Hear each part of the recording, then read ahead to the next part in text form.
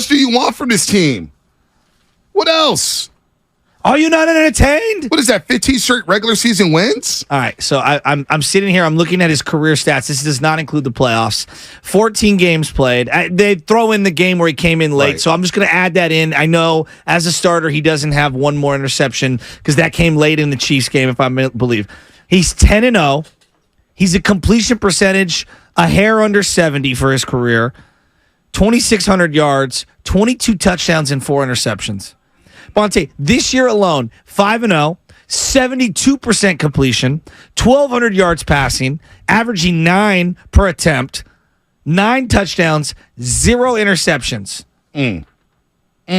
That's through 5 games. Let's extrapolate that, okay? 5 games. Let's just do the simple math. Times 3. Let's just say, hypothetically, times 3. You're looking at 35 and 0 turnover. I mean, he will turn the ball over. But Bonte, this is incredible. 9 touchdown passes, no interceptions. Alex in Atlanta sent us $10 for the swear jar. Sincerely sorry. Alex, it's okay. It's okay. It happens. Every day somebody curses on the show. Whether it's Kendra Andrews, whether it's you, whether it's any one of our wackadoodle callers, and I love them all. Whether it's me slipping up. We all curse on this show. I fucking hate when they say, how about them Cowboys? It's like, shut the fuck up with that stupid. And Harold, you're right. Harold, you're right. I don't know where the negative connotation came towards Kyle Juszczyk, but we talk about Jordan Mason. We talk about Oren Burks. We talk about Tashawn Gibson Jr. And last week it popped. And like everybody says, oh, man, Juszczyk is overpaid. He's overpaid. If you can't see the value in Kyle Juszczyk in this offense, then I can't help you. Yeah. I can't help you. It's a Draymond-like feel to it, where you look outside the box score. The IQ, the blocking. He can run routes. He catches passes. Beautiful play-action pass. I knew it right away. Got him. Got him in the flat. Got him. Purdy makes the perfect throw. Touchdown, Juszczyk. You don't see the value in him? Then I can't help you. Yeah. And how do you know if he's overpaid? The Niners felt like he was owed $8 million. Well, you know what? That's his value. Because somebody else is going to scoop him up. You don't think New England needs a fullback? The Cowboys need a fullback? It's true. The Ravens love having a fullback? Appreciate Kyle Juszczyk. Appreciate your fullback. The guy has value. As the Niners win their 15th consecutive regular season game dating back to Week 8 of 2022. It's the longest active streak in the NFL, ties the longest regular season winning streak in franchise history. Next week, they have a chance to break another franchise record. It's incredible. Who was the guy that did the quarterback rankings last week? Who was that? Ruiz, something or other? Hold on. Steven Ruiz from The Ringer.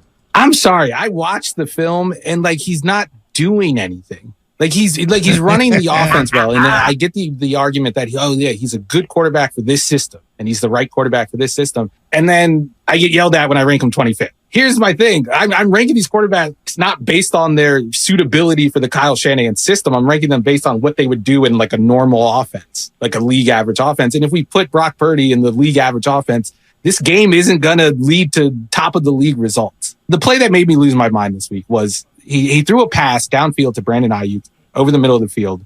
It was probably 30 yards downfield. It was into double coverage. He underthrew the ball by about 10 yards. The Cardinals safety, number 34, overran the ball. He couldn't find it in the air. And then Ayuk tracked it down and caught it. And 49ers Twitter is celebrating this throw. Like when he went to throw the pass, he knew the Cardinals safety was going to overrun it. He knew it. And he knew Brandon Ayuk was going to realize it and track the ball and cut off his route short and get it. And that's why he threw it short. He did it on purpose, which is ridiculous.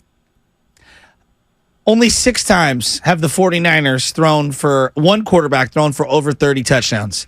Do you know who has the most touchdowns in a single season as a passer in 49er history? In 49er, I would guess Steve Young. Could be Jeff Garcia. What do you think the number is, just out of curiosity? Probably 34, 33. So 36, Steve Young, 1998. Steve Young's number 2, 35 in this 94 season where they won it all. Yep. Garcia, 3 and 4, 32 and 31. And Joe Montana with his lone 30 touchdown plus season with 31 in that strike shortened year we were talking about last week where he threw for 31 in 1987. John Brody, the only other guy to throw for over 30. He had 30 touchdowns in 1965.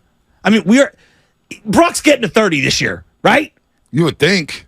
And even if he doesn't, I don't care. This offense is humming. The number for me that I'm looking at is for the offense, the magic number 30. If the 49ers offense gets to 30, they're going to win. It might win every damn game. I mean, if you're an opposing offense and you see the 49ers, their offense is so lethal now, the 49ers that is, in which they're dropping 30, 35, 42. The opposing offense has to come in thinking, boy, we don't have a shot. We don't have a shot if we score 20. I know. We have to at least get to 27 to 30 to have a shot to beat this team. Philadelphia's right now looking at the 49ers. They're saying, we're going to have to score 30. The Kansas City Chiefs say, no, we got to score at least 27 to 30 to even have a shot to beat this team. Well, they're just so that's my magic number. Yeah. The 49ers offense, score 30. Well, I know touchdowns is like, we obsess over them. And when they get in the red zone, they score touchdowns. Like, that is what this team does. B, I can't get over the completion percentage. When the ball doesn't hit the floor, Baldy was talking about it, like, the ball doesn't hit the floor. 72%. Yeah. 72% completion. Remember when the people were arguing with us about practice, saying, oh, you got to experiment with interceptions being thrown, and a lot of people were harping on the interceptions at Purdy and practice stuff. Just don't let the ball hit the turf. The great teams, Rich Gannon, I remember talking to Rich Gannon. He goes, my Raider practice is, if the ball hit the turf, I would throw a tantrum. Do not let the ball hit the grass. Well, that's Bill Walsh. And Bill Walsh would always say that too. Practice perfect so that in the game you're never going to be perfect. You'll strive for excellence. You don't practice throwing interceptions. Exactly. You practice to complete passes and be perfect. You don't practice throwing picks. That was the stupidest thing I heard all preseason. Oh, let's pray. He's just practicing throwing interceptions. He's experimenting. No, it's not. You don't want to do that at all. Or somewhere else. Oh, next quote from Stephen Ruiz. The game is, can the 49ers win the Super Bowl like this? And you think they can't? No. I think just they can. goes against. If they do, I'm done. I'm not covering the sport again. If they win it with Brock Purdy, Sam Darnold, sure, I can get on board with Sam Darnold. Not Brock Purdy. I mean, Nora Princiotti say, "Can you win like this?" Well, why can't you win averaging 33 points a game? Why can't you win when Christian McCaffrey's the leading rusher in the NFL? Why can't you win when you have a tight end who's in hibernation and all of a sudden, you know what? Let's blow him off. Let's wipe the dust off. And let's throw 3 targets for 3 touchdowns. Why can't you win where Brandon Ayuk is cooking any corner in front of him? Why can't you win when Debo's completely healthy running post routes and running jet sweeps? Why can't you win when you got a young Ronnie Bell and Jordan Mason waiting in the wings, waiting in the cuts? Why can't you win when you got Jawan Jennings ripping dudes' heads off in the run game? Why can't you win when Kyle Juszczyk is bullying every linebacker in front of him? Why can't you win like this? I mean, think about they spread the ball around. Juszczyk had a catch, a touchdown. CMC, Debo, Kittle, Ayuk, Jennings. That's the hallmark of the old Niners, spreading the ball around. You don't know who's going to beat you. Exactly. Pick your poison. The fact that Kittle was quiet and they were 4-0. It's like, oh, Kittle's not even involved yet. Just wait till he starts getting involved. Did you see what shirt he had underneath his jersey? No, what shirt was it? He had a Screw Dallas shirt on. Let's just put it that way. I love that. I love that. Because it is Screw Dallas.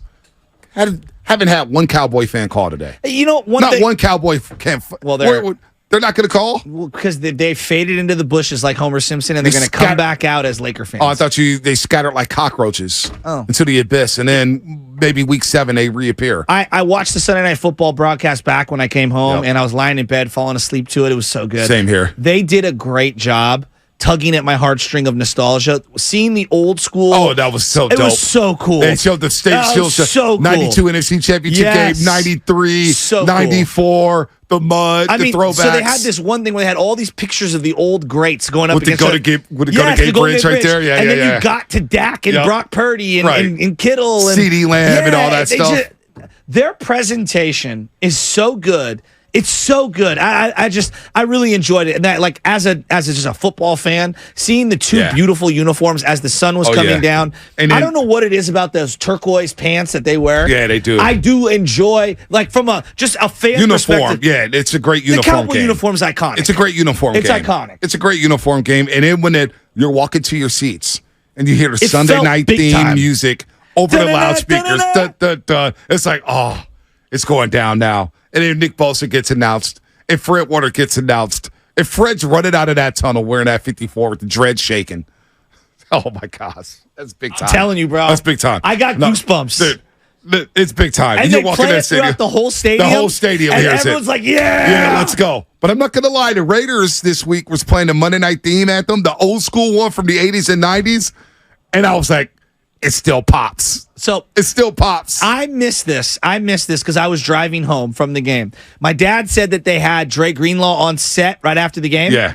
And I guess he had took his shoulder pads off, and they showed how big his guns were. What was my takeaway when we stood next to Dre Greenlaw? I go, he's small, but he's buff. Oh my God, he looks like a WWE wrestler. Well, I wanted him. He's jacked. Well, when we saw Greenlaw at practice, I was like, "Give me one of those helmets. Would you slap your head? Because nah, big dog, I can't. The pad's not on." And he started laughing about it. Right? He dapped us all up. He's like, "I appreciate y'all." The next play without pads, I know. He stuffed Christian McCaffrey in the hole. I know. I'm like, wait, I thought you were toning it down for training camp. He doesn't know how to tone it down. He does not know how to. He plays one way. And you know what? You need that nasty. Sometimes it's worth a 15-yard penalty. Like we always get on Draymond Green for his temper. Sometimes it's worth the technical. Sometimes it is. You know what, Draymond, get the technical out the way. Because you know what? Number one, Tony Brothers, whoever's refereeing the game, officiating the game, they're not going to call you for that second technical. And two, you just play better. Yes. You just play better. Get it out the way early. You got to be on edge. You got to be on edge. That's Dre Greenlaw. He's on edge. And you don't have a team full of guys on edge, but one guy's got to play on edge. No doubt. God, and the Javon Hargrave, that acquisition was so good. And they're barely utilizing him with Bosa alongside each other. They're doing it like with a guy staggered in between them. Mm-hmm. Wait till they start comping the two of them and they're doing those stunts. You're going to get all that Justin Smith, Alden Smith action again. The Randy Gregory trade on a Friday. I can't wait to see what that looks like. What did they give up? A 6th-round pick? And Denver's got to pay all the salary? We haven't even all the seen bonuses? We haven't even seen the Penn State safety play. Jair Brown. Really play. Yeah, I know. And I think he's going to be a player. Well, he will be a player. And I think Ronnie Bell's going to be a player. By the way, Ronnie Bell is turning into a really good gunner. No, he is. Ronnie Bell's a player. I love Ronnie Bell from day one. The guy, I was like, man, I got Ronnie Bell from Michigan. That's the guy who's run all the deep routes. He caught 2 inside the 5 as a gunner. Right. The awareness to know where the ball is, to speed to get down there, and then to catch the ball. That's huge because that plays right into our defense. But you know what? Give Mitch Wishnowsky his propers because that's another guy. Yes. In terms of doubters. Good point. A lot of people cannot stand that pick. Where did they take him? 4th round? Yeah. They couldn't stand the pick. You wasted a 4th-round pick on a punter? 10-year player. Well, that's how I looked at it. You're right. That's how I looked at it. I was and like, Moody, too. Field position matters. All right, last thing from last night, the in-game experience. Ayukin, or whatever that is. Yeah. The Ayuk. Ayukin from the Street Fighter. Great. That is great. And the other thing that I love is the Undertaker Gravedigger thing that they do when Hargrave makes a play. They do this like Hell's Bell sound. Yeah. Oh, I don't know. I love that. But what about at kickoff?